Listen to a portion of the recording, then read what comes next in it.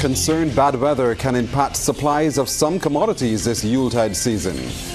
Barbados told it should have a seat on the boards of international regulatory bodies responsible for creating black and grey lists. Investigations launched into the death of a 55-year-old Eagle Hall resident. And in sports, in just 1 year, the BFA parts ways with its senior men's coaches.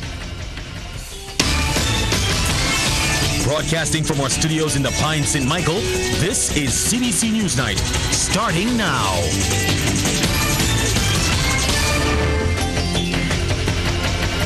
Good evening, I'm Pearson Bowen. Weeks ago, we were talking about challenges posed by the heat wave. Now we are experiencing heavy rainfall every day, which has come with flood warnings. This type of weather in the month of November has put farmers under pressure and raised concern about the availability of some locally grown food crops for Christmas. Joining us now tonight to talk about this development and other issues is Chief Executive Officer of the Barbados Agricultural Society, James Paul. Mr. Paul, good evening. Good evening. Thank you for joining us. Could you tell us from your end what are farmers saying to you about the impact this rain and flooding has had on crops? Well, certainly it's made life very difficult for them. Cultivation, of course, those who have been cultivating, they cannot get in the fields, especially those that are waterlogged. I just want to say, though, that it is not even throughout Barbados, but there have been difficulties, especially when it comes to some crops. They just cannot, produce the quantities that Barbadians would expect at this point in time. Which crops will be more so impacted by the rainfall and the flooding? Well, certainly we know that sweet potatoes, there have been a challenge with that recently, and the prices have reflected what the challenge is in that there's a scarcity, so, the prices will adjust to suit. Also, for instance, that herbs is something that, this year has been especially difficult for them. First, the heat. Now this rainfall, it has been a very difficult time. Soil temperatures have also been high. Lettuce, that is something. Squash has not been as plentiful as they should be. Well, pumpkins is usually a crop that is pretty hardy, so that has not, I think that even if there isn't a lot growing right now, I think there's a lot in storage at this point in time. So, these are the kind of things that you find that you will have problems with. Let's talk about the economics of agriculture. Where there's a demand and there's a shortage in supply, we know what that means. So what can you say to Barbadians tonight about the expectation of changes in prices? Well, it all depends on what we can do the next few weeks before Christmas.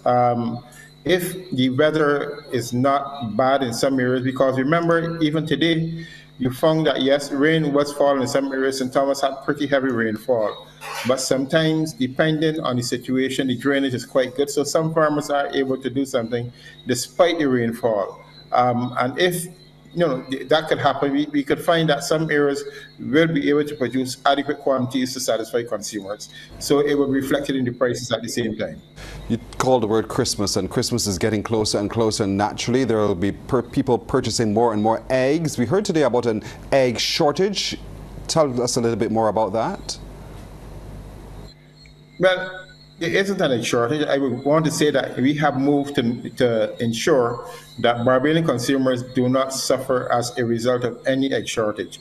What we do, for instance, is that there was one, and just be frank with you, there was one producer who had a problem, and we have moved to ensure that even if that producer has a problem, that the market in itself will not be short. So I don't think consumers in this regard have to worry.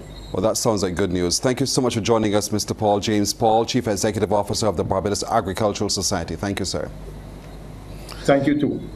In other news tonight, a man has been killed in a drive mower accident at Palmer's Plantation in St. Philip. No information has been released by police as yet regarding the deceased or about the incident which took place over the weekend. However, CBC News understands the unidentified man was debushing an area using a drive mower when, according to reports, he and the vehicle plunged over the edge of a ridge and into a ravine, landing 25 to 30 feet down. He reportedly suffered critical injuries to his face, back and internal organs and was taken to hospital by ambulance but subsequently died. Also tonight, the police are probing the unnatural death of a man at Eagle Hall in St. Michael. According to Acting Police Communications and Public Affairs Officer Sergeant Lizelle Gabriel, 55-year-old Gabriel Aline of Waterhall Land was discovered dead around 7:15 this morning at his residence. Lawmen say they were informed of the discovery by a female who indicated that a man was believed to be in his house dead. Sergeant Gabriel says police responded and discovered Aline lying motionless on the floor of his residence. A medical doctor on location later pronounced him dead. A relative subsequently identified him. The police are asking anyone who may have information about this matter to contact the nearest police station. Well, there's reaction tonight from the Barbados Workers Union to government's launch of a major maintenance plan for sick buildings. Deputy General Secretary and Director of Industrial Relations at the union, Dwayne Paul, is commending the initiative as a positive step forward. We support the initiative and we look forward to hearing more about it and actually the details to really resolve these issues that workers have been complaining about in government buildings for a number of years. Where we even saw workers at some point in time removing themselves from work places because of environmental conditions. And the union therefore looks forward to hearing more detail as to what will be involved in these plans and how soon this project will be rolled out and the work commenced.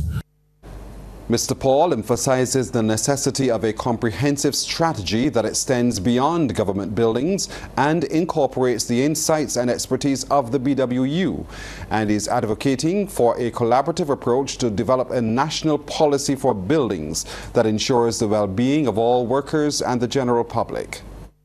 We would like to see from the union an overall national policy that speaks to building maintenance, building upgrades, building inspections, and enforcement of such. Because the issue of sick buildings is not only to government, but is a private sector matter as well.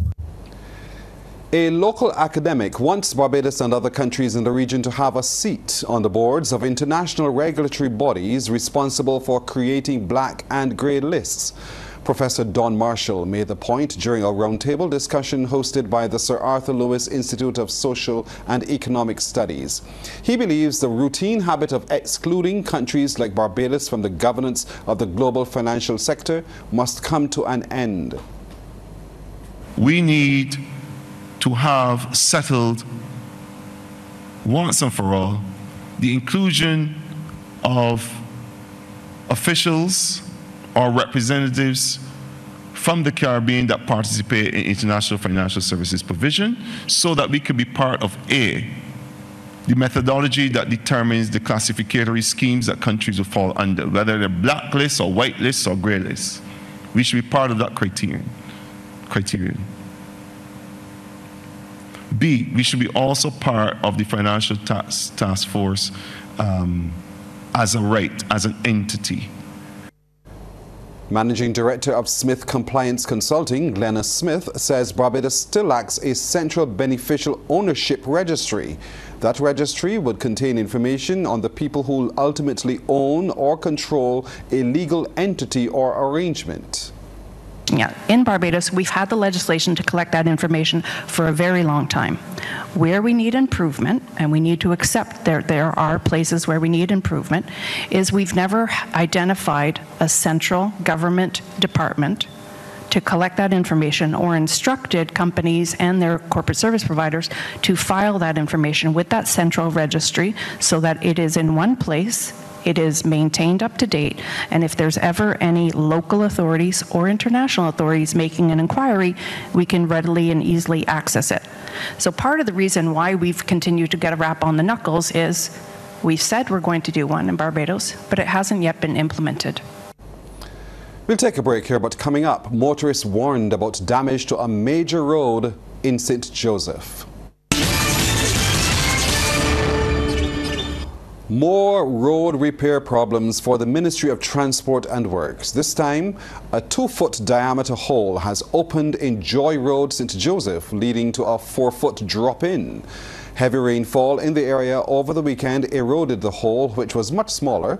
That hole has presented some concern to motorists because of its position in a bend. MTW workers examined the damage this morning, erected warning signs, cordoned off the area, and are asking you to proceed with extreme caution. Now, for those of you who are not sure exactly where the hazard exists, it's at about 150 meters traveling uphill on the left side from the newly built road coming from Joes River. Well, Barbadians are being urged to support the annual Poppy Drive underway across the island. That appeal has come from reservist and member of the Barbados Legion, Peter Sargent. He says Barbadians should seek to make whatever donations they can afford and wear poppies with pride, as the funds go a long way to assisting those who served the country on the battlefield. The Barbados Poppy League and the Poppy Drive is very important for helping the veterans in Barbados with additional funds to help them pay bills, help repair their homes, and just maintain their livelihood, because government can't do everything. So every early November, when there's a Remembrance Day Parade, we celebrate the World War I, II, and veterans and those who did duty and did service for the country. And it's still important to recognize those individuals. And Barbados will remember the servicemen and the women who lost their lives during World Wars I and II with a customary Remembrance Day Parade and a short service this Sunday. That parade features several armed and unarmed groups and will commence at 8 in the morning at the Cenotaph in National Heroes Square in the city. Wreaths will be laid by the President of Barbados, Her Excellency the Most Honourable Dame Sandra Mason, Prime Minister Mia Amar Motley, Chief Justice Sir Patterson Cheltenham, members of the Diplomatic Corps and other dignitaries. The parade will be broadcast live on TV8 and on radio. An urgent call has been made for more entities to provide young people enrolled in a developmental program with job attachment opportunities. That appeal was raised this weekend as 168 trainees, including 104 males, graduated from the Barbados Youth Advance Corps. Sharika Griffith reports. A key part of the Barbados Youth Advance Corps' 2-year training program is the employability phase, which gives participants a chance to get hands-on experience in the world of work. Permanent Secretary in the Ministry of Youth, Sports and Community Empowerment, Charlie Brown, says for this to be possible, more entities must come on board.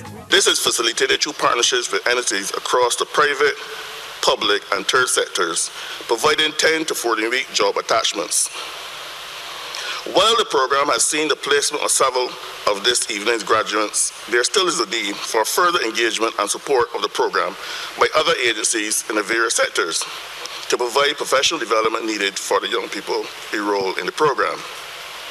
It is against this backdrop that we make an urgent request for more agencies to take on board the BYAC trainees.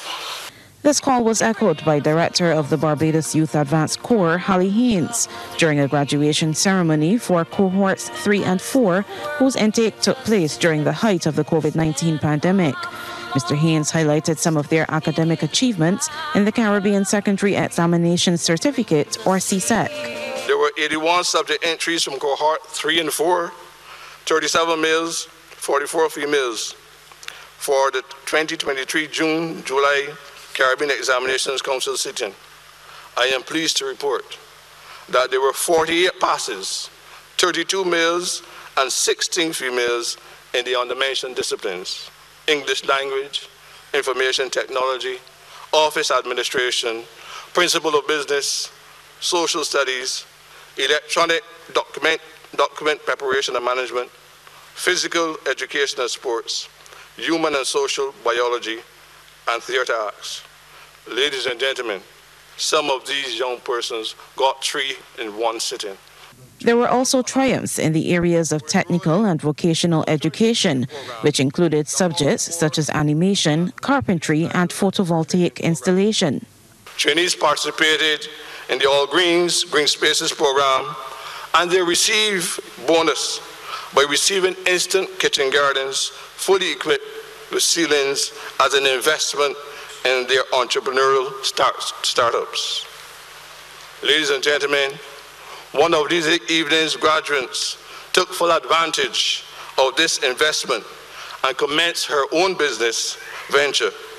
Let us congratulate graduate Tanisha Daniel and offer her the necessary support. Through a partnership with the Barbados Defence Force, 6 trainees have successfully joined the ranks of the BDF. 61 graduates have also applied for a Prince's Trust UK Qualification Award, which can be used on their resumes when seeking employment. Sharika Griffith, CBC News.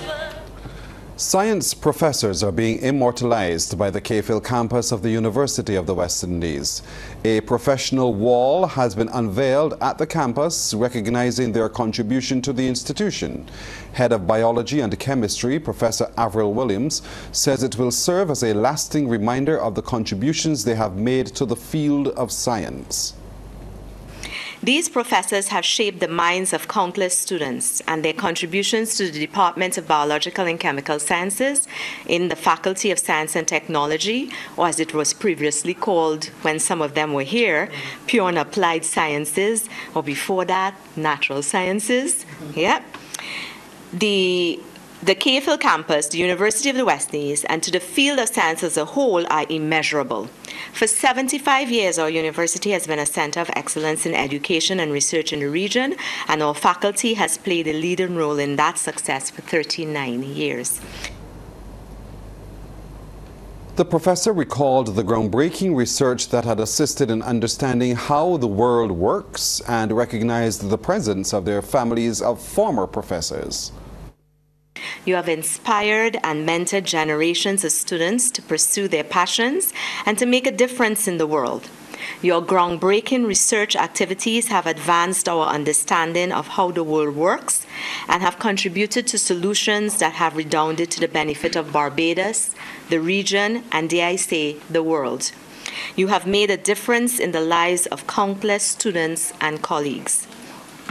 We are particularly grateful for the opportunity to recognize the families of our deceased professors.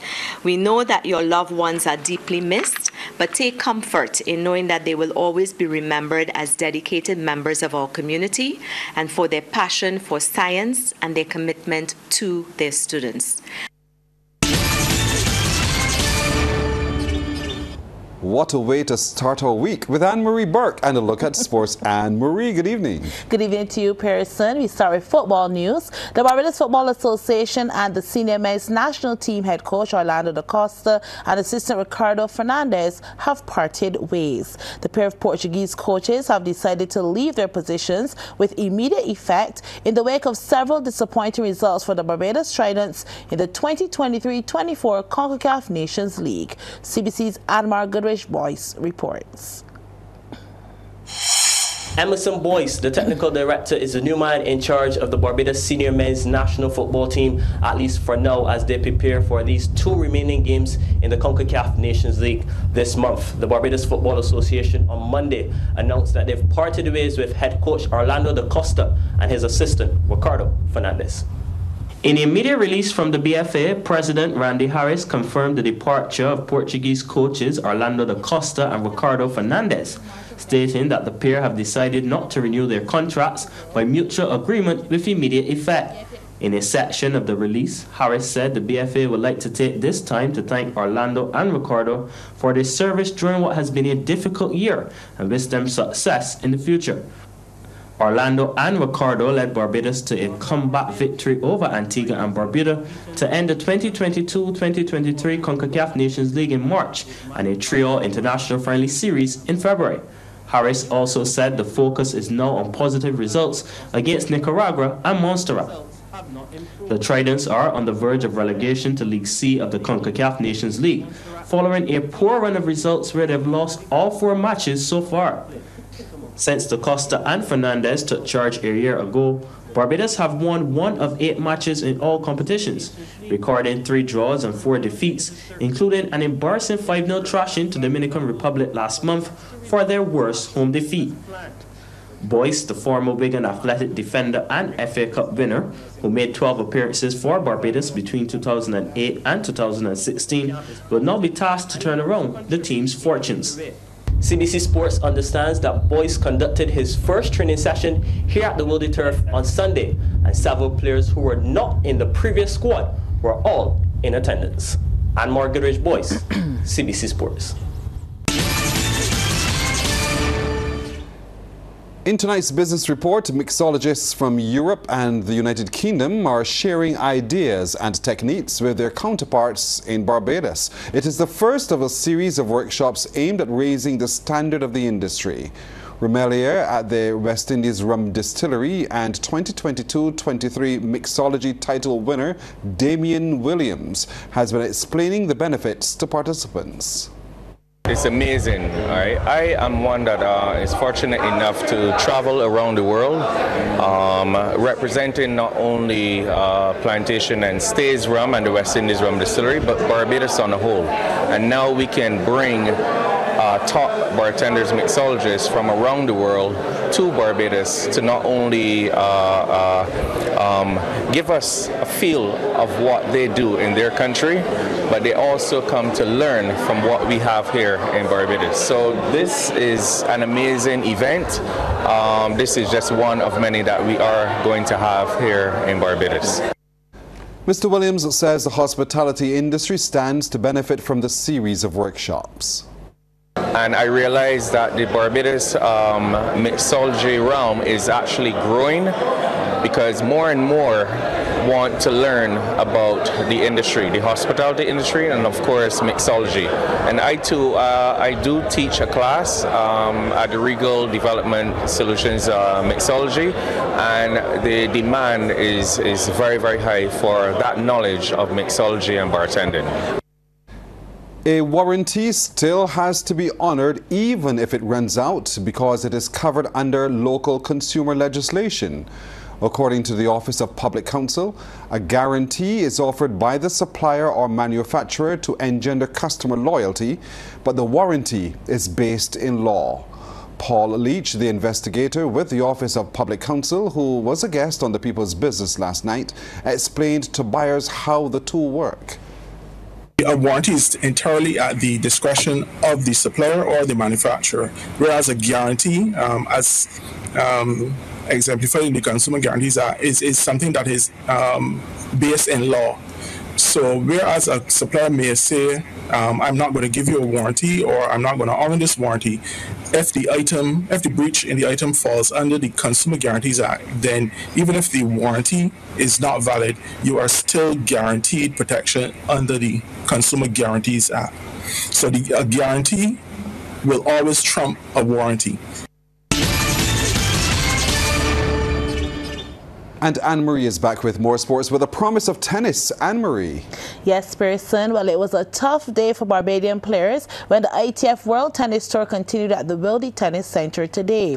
All of the local players fell, starting with the day's first match when Aidan Clark was outplayed 7-6, 6-4 by top seed Alexander Clausen. CBC's Almar Goodrich-Boyce reports. Barbadian Aidan Clark closer to your screen, up against top seed Alexander Clausen of Denmark. This is the midway stage of the second set. Clausen already taking the first, 7-6, and looking to win the game in straight sets. Aggressive play from Clark, rushes to the net, but the return is long. Clark, already trailing 3-love, benefited from a few unforced errors from Clausen. This time he returns into the net, 15-all. Clausen kept the pressure on the hometown boy on this rally, playing brilliant forehand shots before forcing Clark to push this return out of bounds. With the range threatening, Clausen applied the heat with some powerful returns as Clark goes long again to surrender this game.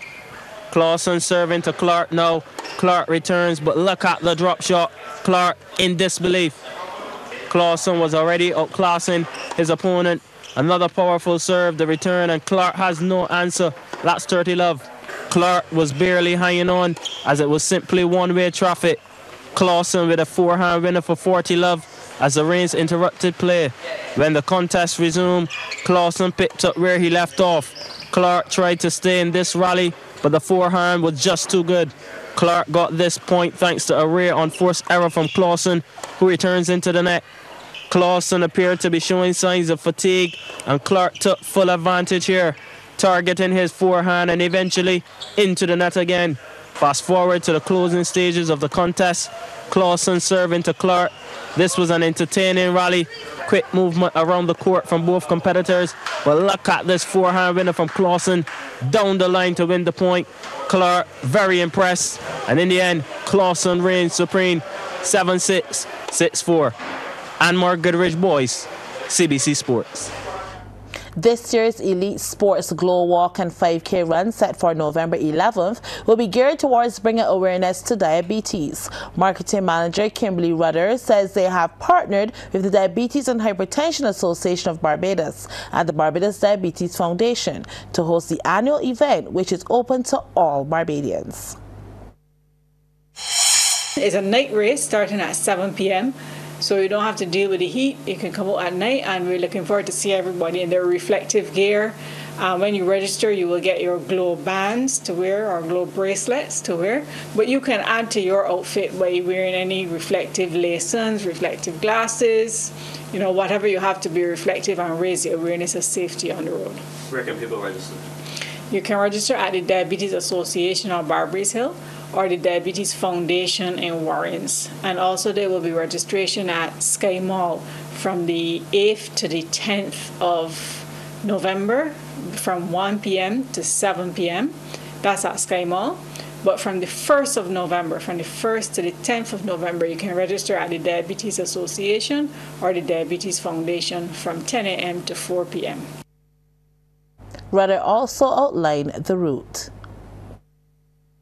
The route starts at NCF Car Park, goes out to Hines Hill, the lights at Hines Hill, up Hines Hill to Queen's College, past Queen's College and left onto Sugarcane Avenue, through the development out towards the playing field at Haynesville, and then past the Nazarene Church, past the windmill, and back to NCF Car Park. And that's our time tonight. Thank you for yours. I'm Pearson Bowen. For the crew, to all of you, good night. By God's will, we'll see you tomorrow.